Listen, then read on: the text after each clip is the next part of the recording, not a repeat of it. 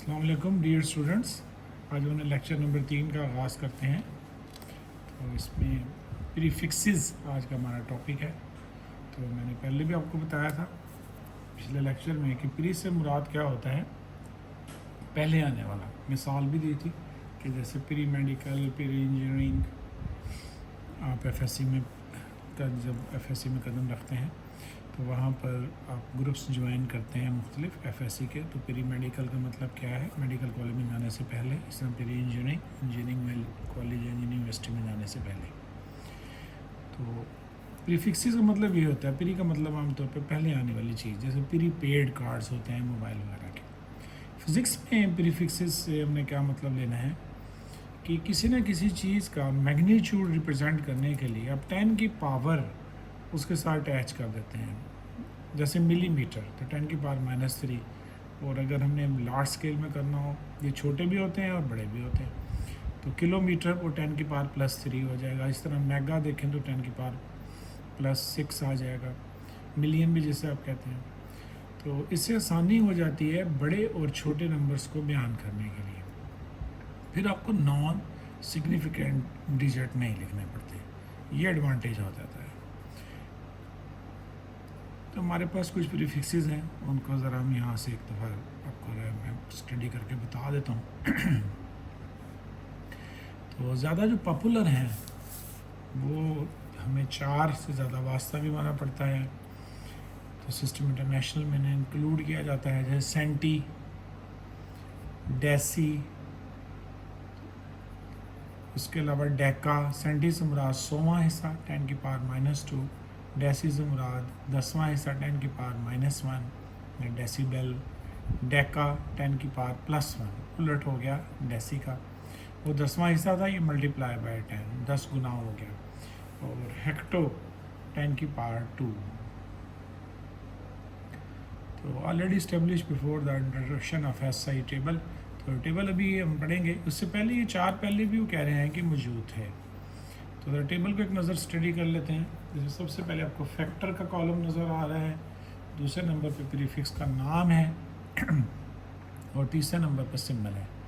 तो बेहतर है कि आप ये टेबल याद कर लें, इसके तीनों कॉलम्स, क्योंकि इसमें से MCQs आने के काफ़ी चांसेस हैं कि वो दोनों तरीके से पूछ लेते हैं। फैक्टर देंगे तो कहेंगे इसका नाम क्या है, और नाम दे के प्रीफिक्स का उसकी वैल्यू पूछी जा सकती है कि 1/2 इज़ इक्वल टू।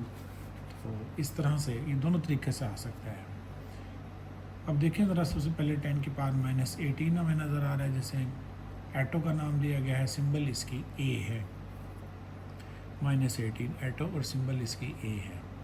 फिर आ गया 10 की पावर -15 फेमटो, सिंबल इसकी एफ है। 10 की पावर -12 पीको, सिंबल इसकी पी है। 10 की पावर -9 नैनो और सिंबल इसकी एन है। नैनो 9, 10 की पावर -9 से नैनो। 10 की पावर -6 माइक्रो, मिलियन का उलट, तो इसकी सिंबल म्यू। 10 की पावर -3 मिली, सिंबल आप इसकी देख रहे हैं स्मॉल एम। तो सेंटी भी आपने वहाँ पढ़ा था। तो 10 की पावर -2 100वां हिस्सा किसी चीज़ का। 10 की पावर अब प्लस में शुरू हो गई, बड़ी वैल्यू शुरू हो गई। 10 की पावर +1 डेसी, 10 गुना डी। 10 की पावर +1 आया, बल्कि सॉरी 10 की पावर -1 डेसी 10वां हिस्सा था, अब आया 10 टाइम्स 10 की पावर +1 डेका, अब बड़ी वैल्यू शुरू हुई है डी ए। हेक्टो 10 की पावर +2, इसमें 10 की पावर +3 किलो। 10 की पावर +6 मेगा। 10 की पावर +9 गीगा, कैपिटल जी इसकी सिंबल है। 10 की पावर +12 टेरा, इसे टीरा नहीं पढ़ना, सिंबल कैपिटल टी। 10 की पावर 15 +15 पेटा, पीटा नहीं पढ़ना, सिंबल कैपिटल पी। और 10 की power 18 exa, this not exa, exa, symbol capital E. तो ये टेबल मैंने आपके सामने जैसे बात पढ़ दिया, अब आप इसको याद कर लीजिएगा। इसमें MCQs आ सकते हैं ना, ये बात मैंने पहले भी की थी, जैसे नीचे for your information, do you know वगैरह दिया हुआ, तो इनको जस्ट एक बार रीड कर लिया करें। इनमें से कोई एक आधा MCQ आ सकता है आपके पेपर्स में। अब कुछ कन्वेंशंस कायम की गई हैं। कन्वेंशंस का मतलब क्या होता है, रवायात। रवायात आप उन चीज़ों को कह सकते हैं जिनकी कोई अकली दलील नहीं होती, लेकिन क्योंकि वो ज़माने वाले कर रहे होते हैं, या आप यूँ कह लें कि साइंसदानों ने किया, तो हम उनको एज इट इज़ अडॉप्ट करते हैं। उसका क्यों, कब, कैसे, लॉजिकल रीजनिंग में हम नहीं जाते। मैं इसकी एक मिसाल देना चाहता हूँ कन्वेंशन को समझने के लिए।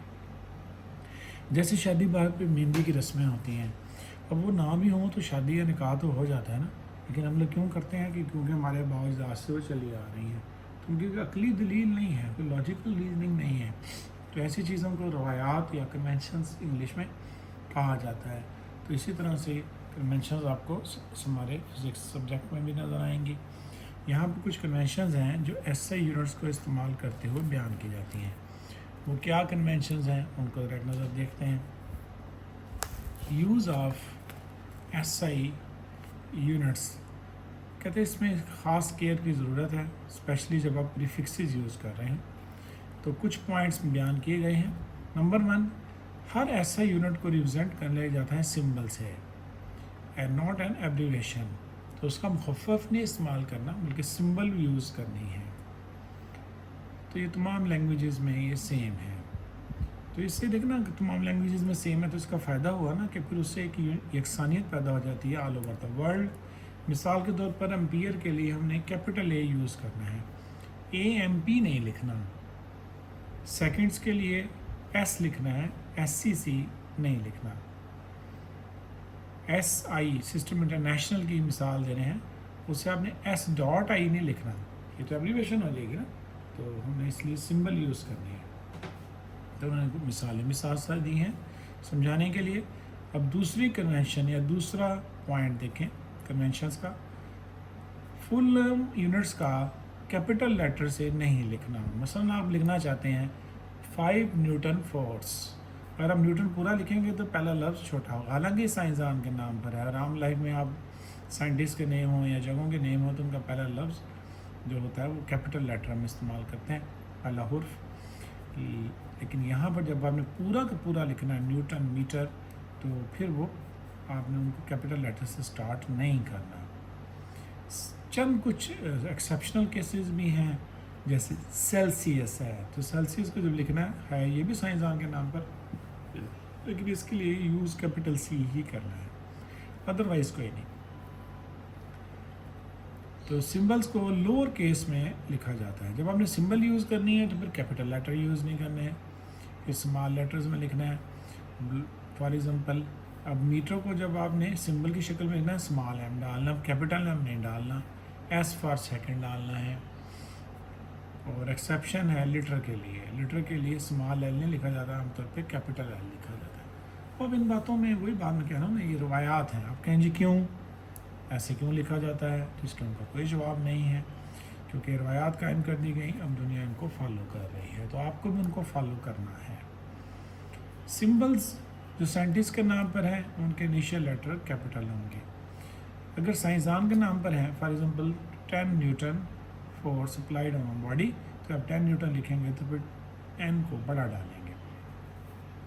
पास्कल, इसी तरह से अब आप पास्कल लिखेंगे तो वहाँ पर भी PA बड़ा डालेंगे, P के साथ A छोटा लेकिन P बड़ा।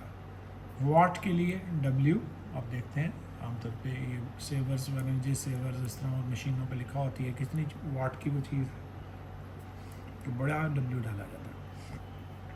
सिंबल प्रीफिक्सेस जो प्रिंटेड किए जाते हैं वो कहते हैं रोमन स्टाइल में हमने प्रिंट करने हैं, क्या टाइपिंग स्टाइल आसपास कुछ भी हो, जहाँ पर सिंबल आएगा उसको लिखते हुए।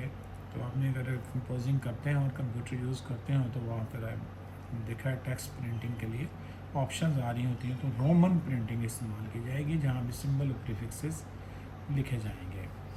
चाहे उनके आगे पीछे आप कोई और टेक्स्ट भी यूज़ कर रहे हो, तो जैसे आप लिखते हैं डिस्टेंस ऑफ 50 मीटर, तो इसकी सिंबल जो इस्तेमाल करनी है वो रोमन में लिखनी है। तो ये स्टाइल है डिफरेंट, ये टेक्स्ट लिखने के कंपोजिंग करते हो आपको कहीं कैसे वास्ता पड़ता है। इनको प्लूरल फॉर्म में नहीं लिखा जाता, तो do not take plural form. For example 1 millimetre आप लिखेंगे, जब भी लिखेंगे 1 kg लिखेंगे, 60 kg लिखेंगे, तो kgs, मिलीमीटर्स इस तरह नहीं बोलेंगे। तो प्लूरल फॉर्म में सिंबल्स को नहीं लिखा जाएगा। कोई फुल स्टॉप या डॉट नहीं डाला जाता आफ्टर द सिंबल, सवाए एंड पे हर सेंटेंस के डाला जाता है। तो कोई फुल स्टॉप या डॉट आफ्टर द सिंबल नहीं रिप्लेस किया जाएगा। जैसे हम लिखते हैं, फॉर एग्जांपल मैं एक सेंटेंस लिखता हूँ, 50 Newton force is applied on a body, is applied on a body। तो देखिए फुल स्टॉप मैंने एंड में डाला है, मैंने 50 न्यूटन के बाद फुल स्टॉप डाला, ना कि कॉमा डाला है। तो ये भी एक कन्वेंशन है कि जब हमें लिखना है सेंटेंस में किसी फोर्स को, किसी और वैल्यू को, टॉर्क वगैरह को, तो वहाँ पर आपने उसे कॉमा या फुल स्टॉप एंड पे डालना है सेंटेंस के, उसके बाद नहीं डालना। प्रीफिक्सेस बिफोर लिखे जाते हैं, कोई स्पेस नहीं दी जाती बेस यूनिट्स के साथ। मिसाल के तौर पर अगर आप लिखना चाहते हैं मिलीलीटर, तो आपने उनको इस तरह लिखना है, एम के बाद स्पेस नहीं देनी है। देखिए स्पेस नज़र आ रही है, तो जो कंप्यूटर यूज़ करते हैं नो इट वेरी वेल कि स्पेस का क्या मतलब होता है। स्पेस की बकायदा वहाँ पर की होती है, उसे प्रेस करते हैं तो हल्का सा गैप आ जाता है दो लेटर्स के दरमियान। तो कीप इन माइंड, जब आपने कंबाइंड प्रीफिक्सेस यूज़ करने हैं, प्रीफिक्स साथ लगाकर, तो उनमें गैप नहीं देना। इसी तरह से ये MS से मुराद है मिली सेकेंड्स। तो यहाँ भी आप देख रहे हैं कि बीच में कोई गैप नहीं है, यानी स्पेस नहीं है। इसको आप यूँ नहीं लिख सकते। जब बेस यूनिट्स लिखने हैं, तो दो बेस यूनिट्स कंबाइन होकर फॉर एग्जांपल एक किसी चीज़ के यूनिट बनना है, जैसे टॉर्क के आप देखें न्यूटन मीटर है, तो वहाँ आपने एक स्पेस देनी है। एक स्पेस का भी मतलब आपको पता है, जब आप कंपोजिंग कर रहे होते हैं तो आपके कंप्यूटर पे या मोबाइल वगैरह पर, तो वहाँ पर स्पेस की ऑप्शन होती है, तो उसे दो बार प्रेस कर देंगे तो दो स्पेसेस आ जाएंगी, गैप बढ़ जाएगा दो लेटर्स के दरमियान। और एक बार करेंगे तो एक स्पेस आएगी। तो base units are written one space apart. तो ये लाजमी ज़हन में रखिए कि जब आपने इनको इस तरह लिखना है तो फिर एक स्पेस दे देनी है, बेस यूनिट्स को एक स्पेस अपार्ट रखना है। Leave a space even between the number and the symbol. इस तरह लिखते हैं 10 न्यूटन, तो 10 और न्यूटन के दरमियान भी थोड़ा सा गैप होना चाहिए। देखिए मिसाल है 1 kg, तो 1 और kg के दरमियान आपको स्पेस नज़र आ रही है। इसी तरह 10 फिर स्पेस है, मीटर और उसके बाद सेकंड -1, ये वेलोसिटी की यूनिट है, मीटर पर सेकंड। तो ये कुछ कन्वेंशन हैं जो मैं आपको पढ़ा रहा हूँ इस वक्त। अगले पेज पे देखिए, कुछ कन्वेंशन इस पेज पे मौजूद हैं। कन्वेंशन नंबर 10 अगर आप देखें तो वो क्या है, कंपाउंड प्रीफिक्सेस की इजाज़त नहीं है। इसका क्या मतलब है कि कंपाउंड प्रीफिक्सेस की इजाज़त नहीं है? मसलन आपको पता है कि माइक्रो का मतलब 10 की पावर -6 है, पिको का मतलब 10 की पावर -12 है। या आपने उस टेबल के अंदर पढ़ा अभी जो हमने प्रीफिक्सेस का टेबल देखा। लेकिन आप इसको यूँ नहीं लिख सकते कि आप पिको को माइक्रो कर दें, दो हिस्सों में डिवाइड कर दें। ये मैथमेटिकली गलत नहीं है। माइक्रो की वैल्यूज़ पुट करेंगे तो नो डाउट वो पिको के बराबर ही आएगा, लेकिन आपको इसकी इजाज़त नहीं है। जब आपके पास एक प्रॉपर प्रीफिक्स मौजूद है तो फिर आप माइक्रो नहीं लिख सकते। कंपाउंड प्रीफिक्सेस की परमिशन नहीं है, इनको आप नहीं लिख सकते। 11वां पॉइंट देखें, जब बेस यूनिट मल्टीपल का पावर बनाया जाता है तो पावर पूरे मल्टीपल पर लगती है, सिर्फ बेस यूनिट पर नहीं लगती। इसका मतलब क्या है ज़रा देखिए, 1 किलोमीटर स्क्वायर, तो वो एक्चुअली किलो का भी स्क्वायर है, साथ साथ मीटर का भी स्क्वायर है। तो 1 किलोमीटर स्क्वायर का फर्दर मतलब है 10 की पावर 3 मीटर का स्क्वायर। खोलेंगे तो 1 10 की पावर 6।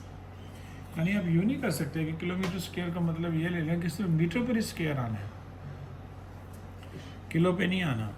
तो ये मतलब हरगिज़ नहीं है, पूरे मल्टीपल पे वो पावर अप्लाई होगी। किलोमीटर स्क्वायर का मतलब है कि किलो जो रिप्रेजेंट करता है 10 की पावर 3 प्रीफिक्स को, उसका भी आप स्क्वायर लेंगे तो आप सही जवाब तक पहुंचेंगे। ये इंपॉर्टेंट चीज़ है, इसे नज़रअंदाज ना कीजिएगा। नेगेटिव इंडेक्स नोटेशंस इस्तेमाल कर सकते हैं आप। बजाय इनको इस तरह लिखें सॉलिडस फॉर्म में, मीटर पर सेकंड के बजाय मीटर सेकंड माइनस 1 लिखना ज़्यादा बेहतर है। ये भी एक रवायत कायम कर दी गई। तो आपको इस बुक में ये वेलोसिटी की यूनिट है, पढ़ लेंगे आप वेलोसिटी के बारे में कि जहाँ मीटर पर सेकंड लिखा हुआ नज़र आएगा वहाँ आपने मीटर सेकंड माइनस 1 पर बेशक उस आप मीटर पर सेकंड लेंगे, लेकिन लिखना ये इस तरह से है, नेगेटिव इंडेक्स यूज़ करके। सेंटीमीटर नोटेशन इस्तेमाल की जाएगी और उसका तरीक़ेकार आपको पता है कि डेसिमल की लेफ़्ट साइड पर एक ही नॉन ज़ीरो डिजिट होना चाहिए, एक डिजिट होना चाहिए और वो नॉन ज़ीरो होना चाहिए। इंटरनेशनली एक्सेप्टेड मेथड या बैनुल अक़वामी कबूल करदा तरीका यही है। अब मिसाल दी गई है कि जैसे 143.7 है तो इसको सेंटीमीटर नोटेशन में लेके जाएंगे तो डेसिमल को मूव करेंगे हम टुवर्ड्स राइट और 1 के बाद डेसिमल पहुंच जाएगा 1.437। जितने दर्जे मूव करेंगे या जितने यूनिट मूव करेंगे उतनी साथ 10 की पावर आ जाएगी। तो ये 10 की पावर 2 हमें नज़र आ रही है। इससे नेक्स्ट पॉइंट देखिए, don't mix symbols and names in the same expression. एक एक्सप्रेशन में आपने सिंबल और नेम को मिक्सअप नहीं कर देना। क्या इसकी वजाहत कैसे की जाएगी? जैसे मीटर पर सेकंड और मीटर पर सेकंड को इस तरह नहीं लिखना, मीटर पर सेकंड और मीटर पर सेकंड। तो एक दफ़े देखें ना, एक तरफ आप सिंबल लिख रहे हैं, इस तरह लिखना ठीक है मीटर पर सेकंड, या इसको यूँ लिखिए। यूँ मत करें कि मीटर पूरा लिख दें और सेकंड को शॉर्ट करके लिख दें या सिंबल लिख दें, यानी एक तरफ पूरे का पूरा नेम आ गया और दूसरी तरफ सिंबल आ गई, या इसका आपने उलट कर दिया, वो भी गलत शुमार किया जाएगा कि इस तरह सिंबल यूज़ कर रहे हैं, इस तरह पूरे का पूरा नेम लिख रहे हैं। तो इसकी भी इजाज़त नहीं है। ये भी एक रवायत कायम कर दी गई है कि ऐसा आपने नहीं करना। इसके बाद नेक्स्ट देखिए, अगला पॉइंट हमारा क्या है। प्रैक्टिकल वर्क जब आप कर रहे हैं, लैब में काम कर रहे हैं, तो वहाँ पे जो यूनिट आपको अवेलेबल है, जो इंस्ट्रूमेंट पे जो रीडिंग आ रही है, अगर मिलीमीटर्स में आ रही है, माइक्रोमीटर्स में आ रही है, सेंटीमीटर्स में आ रही है, आप फौरी तौर पर वही रिकॉर्ड करें, उसको उस वक्त चेंज करने की ज़रूरत नहीं है। आप बाद में चेंज करेंगे जब फाइनल रिजल्ट्स निकालने होंगे, फिर आप उनको चेंज कर लेंगे। पहले चेंज हम उन यूनिट्स को नहीं करेंगे। तो जो कन्वीनियंट यूनिट्स हों, जो आपके लिए आसान तरीन हों, जो उस वक्त आपको ईजीली अवेलेबल हों, तो वो ज़ाहिर है उस इंस्ट्रूमेंट जिससे भी आप काम कर रहे हैं, जो आला आप यूज़ कर रहे हैं, जो भी वहाँ पर किसी किस्म की मशीनरी यूज़ कर रहे हैं, जो इंस्ट्रूमेंट्स यूज़ कर रहे हैं, तो जो उनके ऊपर यूनिट्स मुय्यर हो सकते हैं, आप पहले उसी में करें। जैसे आप वर्नियर कैलिपर से काम कर रहे हैं, सिकल गेज से कर रहे हैं, तो उनकी रीडिंग सेंटीमीटर या मिलीमीटर में है, तो आप वही लें, बाद में उसे बेशक कन्वर्ट कर लें। तो मिसालें उन्होंने यही दी हैं जो मैंने अभी बात की कि सिकल गेज को आप यूज़ कर रहे हैं तो उसमें मिलीमीटर में रीडिंग आ रही होती है, लेकिन फाइनल रिजल्ट मिलीमीटर पे आप नहीं लिखते, बल्कि उसको आमतौर पर ऐसा यूनिट मीटर में कन्वर्ट कर लेते हैं जो उस वक्त सूटेबल हो। अप्रोप्रिएट बेस यूनिट्स में कन्वर्ट कर लिया जाता है। अप्रोप्रिएट का मतलब क्या होता है? मुनासिब। आखिरी पॉइंट देखिए, जो 16वां पॉइंट है कन्वेंशंस का, 16वीं कन्वेंशन भी कह सकते हैं। सिस्टम इंटरनेशनल इस बात की इजाज़त नहीं देता कि हम पुराने CGS सिस्टम को अब इस्तेमाल करें। देखिए उस वक्त ठीक था, अब तर्क कर दिया गया है तो आपने उसे यूज़ नहीं करना। जैसे उसमें न्यूटन की जगह डाइम यूज़ किया जाता था, अब ये यूनिट समझे आप मतरूक कर दिए गए हैं। इसी तरह से अर्ज, जाउल की जगह अर्ज यूज़ करते थे। गास यूनिट था मैग्नेटिक फील्ड की स्ट्रेंथ को नापने का, तो टेस्ला, 1 टेस्ला पढ़ेंगे इसी बुक में। जब मैग्नेटिक फील्ड के बारे में पढ़ेंगे उसमें 10,000 गस होते हैं, लेकिन हम आमतौर पे गस यूज़ नहीं करते। पॉइज़ है, टावर प्रेशर नापने के लिए है। तो ये यूनिट अब मतरूक समझें या इन्हें तर्क कर दिया गया है, इनको आपने इस्तेमाल नहीं करना। तो डियर स्टूडेंट्स, इंशाल्लाह नेक्स्ट टाइम हम अगला आर्टिकल पढ़ेंगे, अनसर्टेनिटी इन मेजरमेंट। तो जो से पढ़ा, जो भी हम पढ़ाएँ उसे तो से पढ़ें, गौर से सुने। तो अपने क्वेश्चन भी आप व्हाट्सएप कर सकते हैं हमें। बाकी इंशाल्लाह नेक्स्ट टाइम मुलाकात होगी नेक्स्ट टॉपिक के साथ, अनसर्टेनिटी इन मेजरमेंट। अल्लाह हाफिज़।